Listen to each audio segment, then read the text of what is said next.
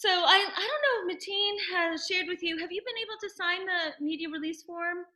I think they sent it to me, but I didn't get a chance to sign it yet. I just seen it in my email, so I'll sign that for you. Okay. And I am wondering if you could also share your top 10 favorite rappers from Flint. If you could send me a list, or if you can riff off the top of your head right now, like who your favorites are, that would be good too. Oh man, from Flint. Give me a second to think on that. I'll type it out. Okay, okay. Yeah, take your time. Why don't you? So, John, you have so much work, but I want to really just concentrate on your beginnings in Flint, Mhm. and then flow, the different kinds of flow. So, could you begin with where did you go to grade school, middle school? I know you went to Powers, Mhm. but share where music began for you.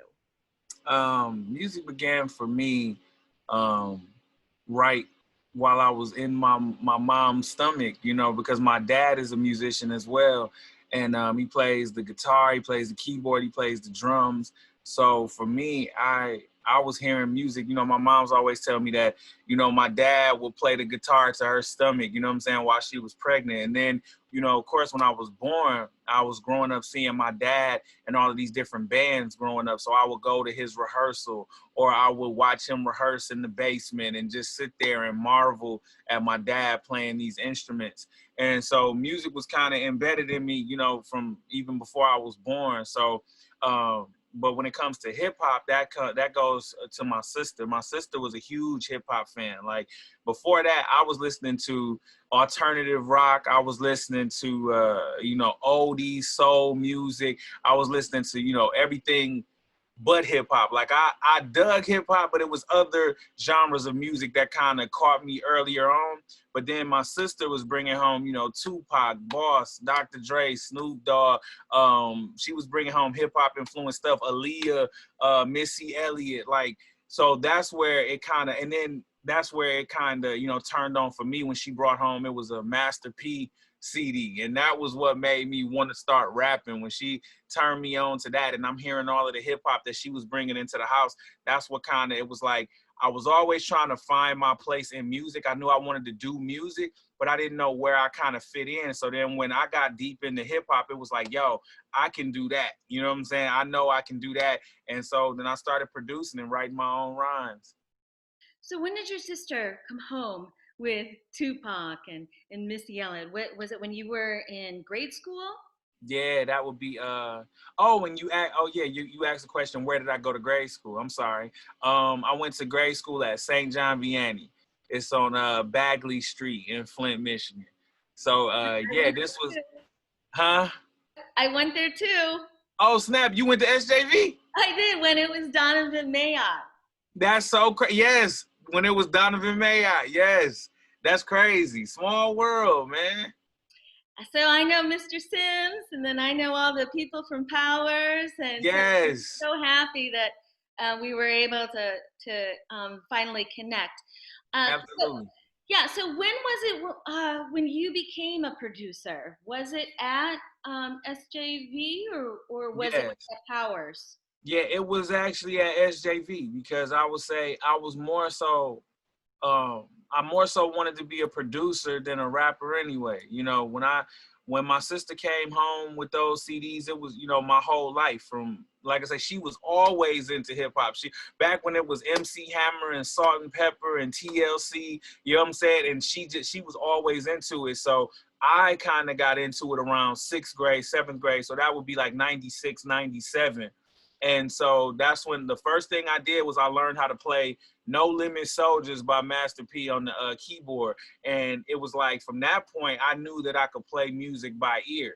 So I started making my own beats. And so before I even got super serious about being an MC, I was heavy into wanting to be a producer. Because like I said, that just goes back to watching my father. Like I just wanted to create music. Me being the star or me being the artist, I never really cared about that. I just wanted to be able to create music. And that started around 96, 97.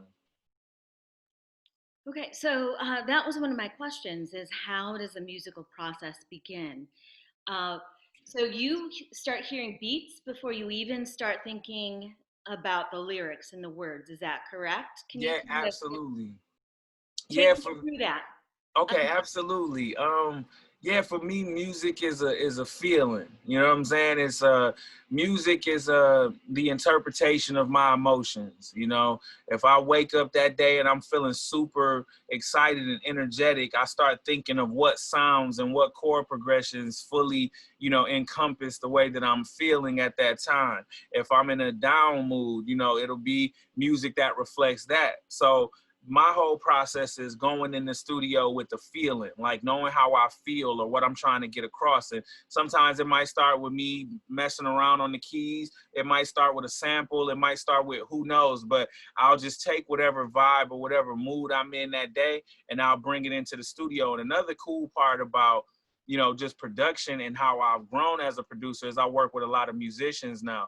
So it's so cool, man, like to have a guitar player, a bass player, a keyboard player, we all in the same room and we vibing off of each other.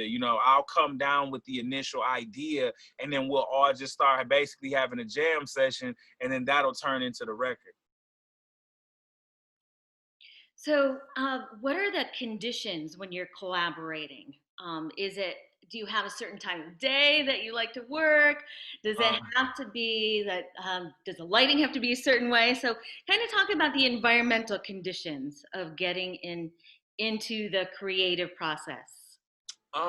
yeah, the environment for me just has to be positive vibes.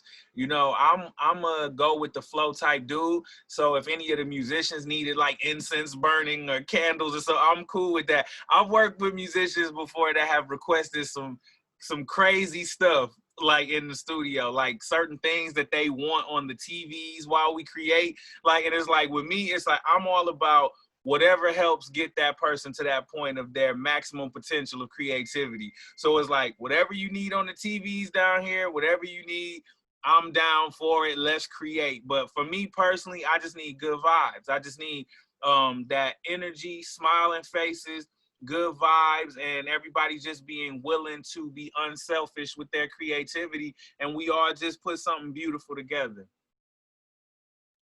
Okay, so I want to go back to your timeline, Mhm. which is you. Okay, I remember reading something where you were age 14 and you were passing out CDs. So how did your career evolve since SJV, Powers, etc.? Well, man, it was like you know what the funny part about it, what I would say is that the more things change, the more they stay the same. Because at St. John Vianney and Powers, it was me hustling and putting the music together and selling my CDs. Well, it started at SJV, I was selling tapes. You know what I'm saying? I would bring them to school and I would sell my tapes on the bus. Then at Powers, I would sell my CDs out of my locker but it's kind of crazy that the same hustle and the same grind and the same mentality that I had in high school and in elementary school was what I had to take with me into the actual business, the actual, it prepared me for the industry. It was like not being afraid to work hard, not being afraid of self-promotion, being annoying for your career, because I was that, in elementary school and high school. I would go down the hallway screaming the release date of my CDs. Like, you know what I'm saying? I would ask teachers, could I put the release date on the chalkboard, so that these were my first billboards. This was my first experience with like networking with people in order to, get the music or to get the promotion out there. So it's kind of like the more things change, the more they stay the same, because it was the same when I started building my career after high school.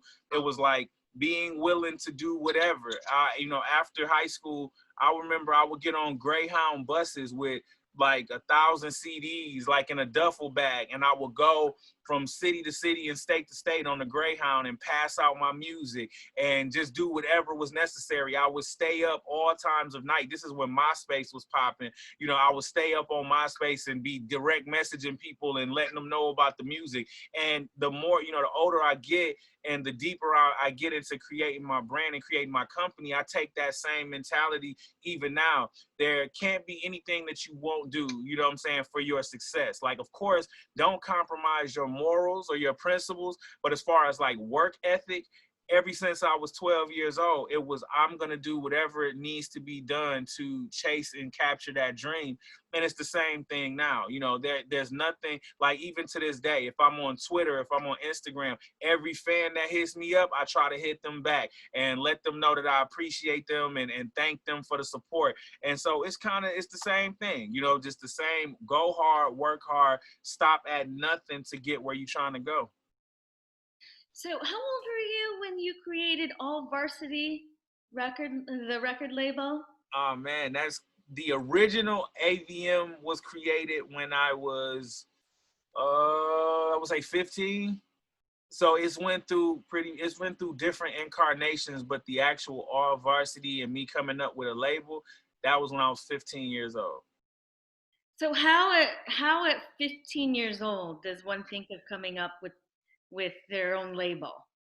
Um, just being inspired by the people that came before me, you know, looking at the masterpiece and what he did with No Limit, looking at Ronald and Brian Williams, what they did with Cash Money, looking at Jay-Z, Dame Dash, and Kareem Burke, like what they did with Rockefeller. It was like, you know, you grow up looking up to these cats because you know that they come from poverty, they come from, you know what I'm saying, nothing, just like you. So it's like, if they can do it, I can do it. You know, the old cliche is, if they can do it, I can do it. And that's how I looked at it. It's like they're from the same circumstances. It might be different cities or whatever, but they're fighting the same odds as I am. So I look at that like, you know, they take one breath at a time just like I do. They bleed red blood just like I do. So it's like there's nothing that I can see someone else do that I'll think in myself I can't do. It's like, okay, if they can do it, maybe I can do it too, and take what I learned from watching them and put that into my own grind and achieve my own success. So it was basically being inspired by those that I seen come before me, the No Limits, the Rockefellers, the Rough Riders, all of that type of thing. And who were your inspirations in terms of rap artists from and producers from Flint? Man, you know, gotta give it up to Top Authority, gotta give it up to the Dayton family. Man, gotta give it up to MC Breed, rest in peace. When I was coming up, it was a cat named Troy Garland, Tito Six. Like I remember seeing him get on and do his thing. I remember it was a cat named Lil Johnny, who was an R&B singer, who I saw him like in his grind, and you know, he went on to work with Jermaine Dupri and all of these type of cats. So all these stories that I would see coming up inspire me and let me know that I could do it too. And if I forgot, and of course, Ready for the World, you know what I'm saying? And shouts out to just everybody from the city that shouts to Lyric the Queen, shouts to, you know, everybody from the city that took it to that next level. Everybody that I ever saw, no matter how old they were, influenced me and inspired me to go hard. So, would you say that Flint, in the early old school days or even now, does it have its own sound? I think that right now Flint is we're finding our sound, you know, and I think that with the young artists that are coming up from Flint right now, I think that they're doing a phenomenal job of finding their own lane. You know what I'm saying? There's young artists that I'm working with. His name is Ace Cabana. I think that he has just such a mature sound for his age, and he was influenced by, he was influenced by Outkast and the Dungeon Family, and that reflects in his music. But then there's also these other young cats coming up, Veli Beretta and YNJ, and man, these cats, like, they all sound so different from each other. And I think that Flint is doing an amazing job right now of finding its own sound. You know, I think that within the next 3 to 5 years, there will be a definitive Flint sound to where you can't even compare it to nobody else. It'll just be Flint's thing. And I think part of that, because we're in the Midwest, is being so diverse. So maybe being diverse is what Flint sound is.